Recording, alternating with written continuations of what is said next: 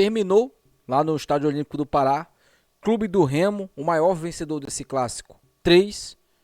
Paysandu, pode também chamá-lo de filho, de freguês, tudo que você puder associar a esse clássico, né?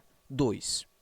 E nós temos que falar algumas coisas aqui. Primeiro, a vitória do Remo, que não garante o título, mas dá uma vantagem muito boa.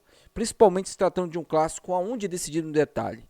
E o detalhe é o que mais pesa quando se fala num clássico. Num clássico você tem que jogar sério. Num clássico você tem que ter atenção o tempo todo. Num clássico, quando você não vence ele a 9 jogos, e para um remista isso é muita coisa para o remista. É muita coisa. Você tem que entender o momento do jogo e você tem que entender a facilidade e principalmente a fragilidade de um adversário que não vencia e não vence há 9 jogos. Hoje são 10. São 10 jogos que o Mucurento não sabe o que é sair, terminar um jogo e ele comemorar uma vitória. E hoje o torcedor do Remo, que foi no estádio hoje confiante, consciente de que a gente, jogando o futebol que a gente vem jogando na Série B, a gente venceria o jogo hoje. Hoje eu venho falando isso desde a semana passada. Eu venho falando também sobre interferência de arbitragem desde a semana passada. Porque eu sei como esses caras agem nos bastidores. Porque nós temos o Tonhão como presidente. E quando você tem um Tonhão como presidente, você sabe que os outros vão cagar na cabeça. Você sabe disso. O que o Daronco fez hoje, a maneira como o Daronco apitou hoje esse jogo, foi uma sacanagem muito grande. Esse tal de Vilela aí não era para ter terminado o jogo. Era para ter sido expulso. E o Daronco, esse corpo de bexiga aí, esse bunda mole, não expulsou o cara no segundo tempo. Por quê? Porque no primeiro tempo ele abdicou de dar um cartão amarelo para ele num clássico antijogo em cima do Janderson, que partia em velocidade, num contra-ataque contra a Mucura. Ele não deu, porque estava no início do jogo. Que porra de regra é essa, cara? Se é para dar amarelo, se o cara fez um antijogo, é amarelo. E no segundo jogo, no segundo tempo, ele deu uma falta ali no Pedro Rocha, que claramente foi para amarelo. Aí o Daronco teve que dar amarelo para ele, mas era o segundo, ele seria expulso. Outro lance dentro da área, o Reinaldo tentando atacar, apontando para o juiz, o cara tá me segurando aqui, pô. Toma uma atitude, o cara tá me segurando aqui. Sabe o que o Daronco fez? Esse cintura de pneu aro 80, sabe o que ele fez? Ele deu amarelo pro cara da Mucura, que tava tumultuando, e deu amarelo pro Reinaldo. Aí o Pavani, e aí eu quero falar sobre isso aqui. Minha filha tá dormindo, então não vou falar muito alto. Pavani, você testou todos os meus limites hoje de raiva. Todos. Todos os meus limites hoje de raiva.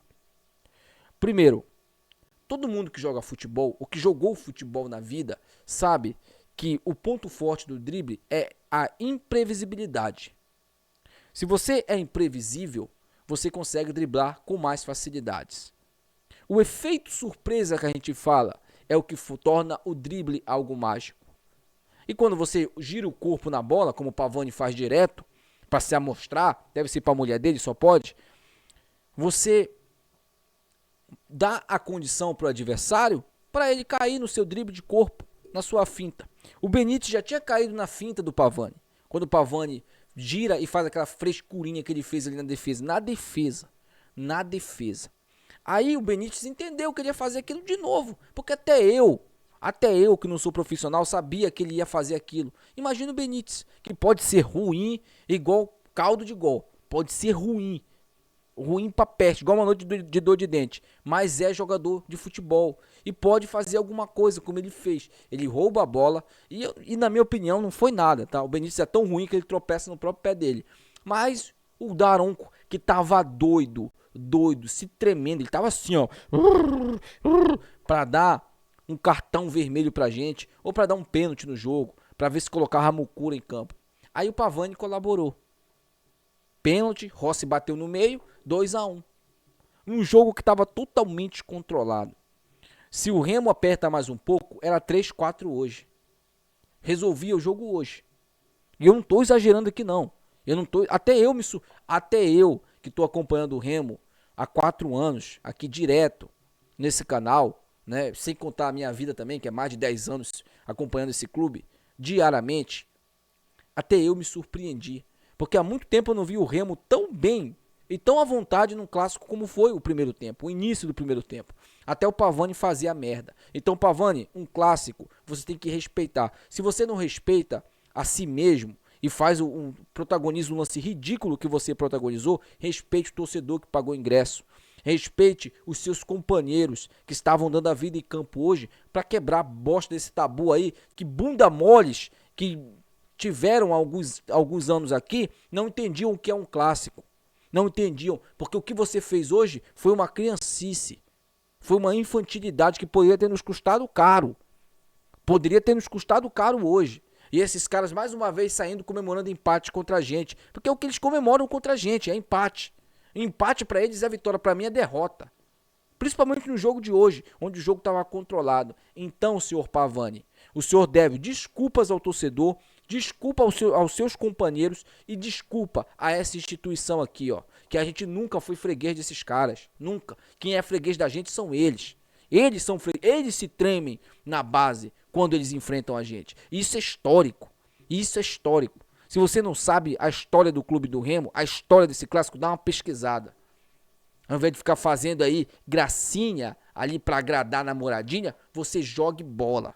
Não quer jogar, não tá se sentindo bem, mete o pé, vaza. Vaza. Respeite o clássico e principalmente respeite a instituição Clube do Remo. Falando agora do jogo, né? O Clube do Remo, eu tinha que falar isso aqui. E eu encontrei as melhores palavras, tá? Porque a minha vontade é xingar o Pavani. A minha vontade é essa, mas eu não vou fazer isso. Em respeito às crianças, em respeito à filhinha do Rangel, em respeito às famílias dos jogadores. Eu não vou fazer. Do próprio Pavani também, que deve ter família. Eu não vou xingar ele aqui, mas que ele merecia, ele merecia. Agora, bora falar aqui um pouquinho sobre o jogo, né? O Clube do Remo começou muito bem. O Sávio que voou hoje em campo, né? O Sávio hoje pegou o jogo e botou no bolso, né? O Edilson hoje, coitado dele com o Sávio hoje. O Sávio foi na linha de fundo, cruzou a bola passou pelo Viseu, pé velho de queijo, né? Pé de queijo cheio de buraco, passou pelo pé dele, mas não passou pelo Janderson, que chegou com uma flecha, fez o gol 1-0. Depois o Clube do Remo faz o segundo gol, numa cobrança de escanteio, terceiro gol de escanteio do Clube do Remo em 3 jogos. Tinha sido assim contra a equipe do Criciúma, foi assim contra a equipe do Amazonas e hoje foi mais uma vez com o Klaus, tá? O Klaus merecia esse gol. O Klaus, que jogou muito o primeiro repá, ficou muito triste com aquele empate, porque o Remo merecia ter vencido aquele jogo, né? Pelo que conquistou ali de resultados. E aí, o Klaus faz o 2-0. O jogo controlado, tranquilo. Aí o Pavani vai e quer fazer gracinha. Pênalti pro rival, gol do Rossi. Depois esse Benítez, que cara, ele só fez isso o jogo todo. Ele só fez isso, não jogou bosta nenhuma. Como sempre, ele é muito ruim. O próprio torcedor da Mucura reconhece isso. Ele finaliza uma bola ali de rara felicidade. A bola passa pelo Rangel, 2-2. Aí o Remo começa a se desestabilizar em campo. Por quê? Jogo controlado, tá mais tranquilo. Você toma um empate. Você cola as placas, meu amigo. Colou as placas. Jogadores do Remo, o Pavani mesmo, meu amigo, no primeiro tempo, meu Deus do céu. Começou a errar tudo. E aí a torcida pega no pé, né? Que o cara não quer jogar sério, o cara quer ficar com gracinha. A torcida pegou no pé. E com razão. Aí acaba o primeiro tempo, 2-2. Começa o segundo tempo. E quando o Remo entende que ele tem que avançar as linhas e que ele precisa atacar o adversário para tentar buscar o gol, o Pedro Rocha começa a aparecer. Aí o Pedro Rocha cava uma falta, foi falta ali, e o Sávio bate muito bem para fazer o terceiro gol. E o Remo teve outras oportunidades, o próprio Pedro Rocha pegou uma bola sozinho, que ele erra o chute, ele chuta a bola fraquinho. Teve um outro lance ali também, do Marcelinho, que ele perde também o time da jogada. Então o Remo teve alguns contra-ataques que poderia até aumentado essa vantagem. Mas o jogo terminou 3-2, né? O Daronco, além de ter dado 11 minutos, depois deu mais 1 minuto sem o Remo fazer uma cera. O Remo não fez cera em 10 minutos a mais de parada, né? Porque o Jadson e o jogador da Mucura lá, eles se bateram, né? Teve um choque de cabeça muito feio. E amanhã a gente traz o vídeo aí atualizando a situação do Jadson para vocês. Mas aí o Daronco, ele pega, né? E dá mais 1 minuto, sem o Remo fazer uma cera. O Marcelo Rangel não fez uma cera. e ele dá mais um minuto.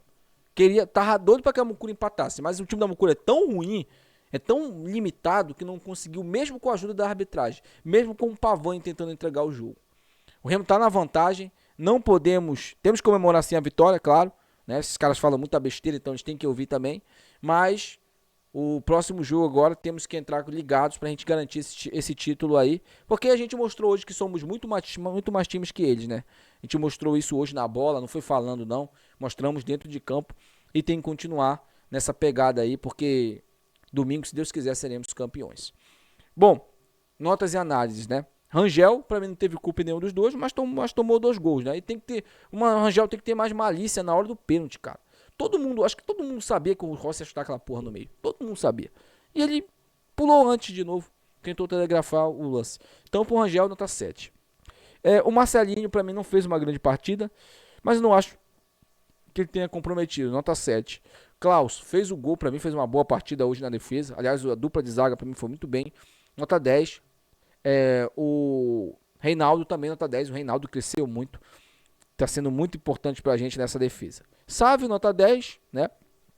Pra mim, foi o melhor em campo disparado. 2 assistências, 1 gol. Jogando muito hoje. Sávio Carlos, né? Roberto Sávio. Então, jogou muito hoje. Incorporou um Roberto Carlos hoje na esquerda. Meio de campo, Caio Vinícius jogando. O que esse cara joga é absurdo, mano. Esse cara tá em todos os lugares. É impressionante como ele domina aquele setor ali do meio de campo, né? E ele faz muita falta, né? Quando ele não tá jogando. Então, Caio Vinícius, nota 10. Pavani, 0. Só pela gracinha, 0. Já que você gosta de gracinha, Pavani, 0 pra você. Jaderson, tô preocupado com a situação dele. Caiu feio, caiu desacordado. A informação que eu tive em primeira mão ali é que o Jaderson ficou cerca de 5, 6 minutos desacordados, mas ele já tá melhor, tá? E amanhã a gente atualiza vocês da situação dele. Nota 8 pro Jaderson.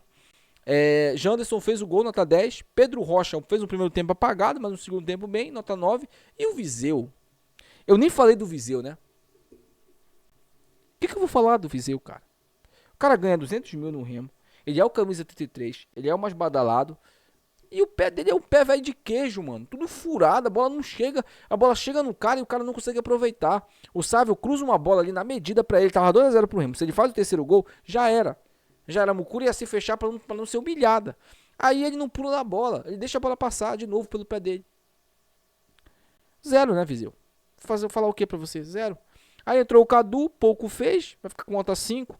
O próprio Adail também, pouco fez, nota 5. Entrou o menino Daniel Cabral, né? Vou dar nota 5 também. Thales, nota 5. Thales foi muito bem na esquerda. Vou até aumentar a nota dele, 7, tá? Thales, na minha opinião, foi bem. Ele não é lateral esquerdo, jogou lateral esquerdo. Ivan Varinho nem vinha em campo. E o Pedro Castro pouco também acrescentou, né? Foram os caras também que entraram em campo. Eu queria aqui primeiro só fazer um atento aqui, né? O nosso técnico hoje utilizou um lateral, que foi o Cadu, e pegou um lateral que já estava cansado e botou na ponta. Nós temos um atacante chamado Gabriel Martins, que ganha 40 mil reais por mês. E esse garoto não entra em campo. Ou ele é muito ruim, ou o nosso treinador não gosta do estilo de futebol dele. Porque alguém tem que explicar isso. O que motivou trazer esse jogador? Por que esse jogador está no elenco ganhando 40 mil reais? Eu quero saber, pô. Eu quero saber. O torcedor também do Remo quer saber. Que tipo de contratação é essa? Porque o cara ganha 40 mil e não entra em campo. O técnico prefere colocar um lateral para fazer a ponta do que colocar um atacante de ofício que pode jogar por ali. Então fica aí a pergunta, né? Deixa aí nos comentários, quero saber sua opinião. Primeira vitória do clube do Remo, vencemos, mas ainda não conquistamos.